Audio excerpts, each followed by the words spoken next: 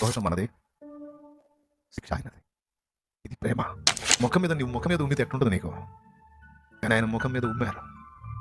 కేవలం నిన్ను బట్టి సహించాడు ఆయన, నన్ను బట్టి సహించాడు. ఎముకలతో అలినటువంటి కొరడా అది. ఒకసారి ఒక కొరడా తీసుకొని ఒంటి మీద కొడితే దాదాపు చాలా ప్రదేశాల్లో చీల్చుదది. ఆయన ఏ తప్పు చేయలే, పిల్లల తప్పు కోసం, అంటే మన తప్పు కోసం. అదిగో ఆ ఘోరమైన యాతన, వేదనంతా ఎవరి దోషం? అదే మన పాపాలే, తెలిసి తెలిసి మనం చేసిన దోషం. ఆ విధంగా ఆయన ప్రాయశ్చిత్తం జరిగించకపోతే మనకి క్షమాపణ ఏ న్యాయం ప్రకారం వచ్చింది?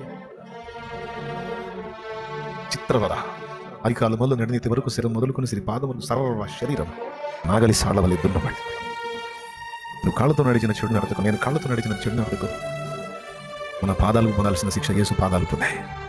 ఈ నోటితో మనం మాట్లాడిన పనికి మాలిన మాటలకు యేసు నోటి వెంట రక్తం. ఈ కళ్ళతో మనం చూసిన తప్పుడు వాటన్నిటి పాపమునకు ప్రతిగా ఆయన కనుల నుండి రక్తం. అయ్యలారా, న్యాయానికి న్యాయం చేశాడు. ఇదిగో మిమ్మల్ని ఇంత ప్రేమిస్తున్నానని సాక్ష్యం ఇచ్చాడు.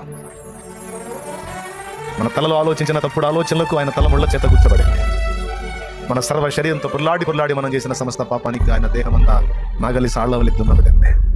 ముఖం మీద వెంట్రుకలు పెరగబడ్డాయి. శిలువ మీద అటుపక్క ఇటుపక్క వేలాడిన దొంగల్లో కూడా అన్నాడు, రే మనం శిక్ష పొందుతున్నాం అంటే న్యాయం రా. ఎందుకంటే మనం దుర్మార్గాలు చేసాంరా, మనుషుల్ని చంపామరా, దీనిలో దోచుకున్నావరా, అమాయకుల భాగ్యుల్ని ప్రాణాలు తీసాంరా.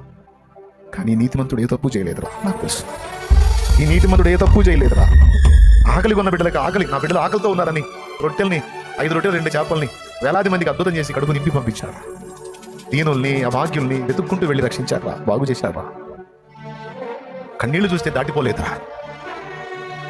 గుడ్డి వారిని, కుంటి వారిని, అంగహీనుల్ని, మూగవారిని, చెవిటి వారిని, బిడ్డను కోల్పోయిన తల్లి అయ్యో అని రోధిస్తుంటే చచ్చిన బిడ్డని బ్రతికించి ఇచ్చినటువంటి ఎక్కడ ఏ తప్పు చేయలేదు, ఏ దుర్మార్గం చేయలేదు. నీతిమంతుడు రా ఆ శిలువ మీద ఉన్నాడు.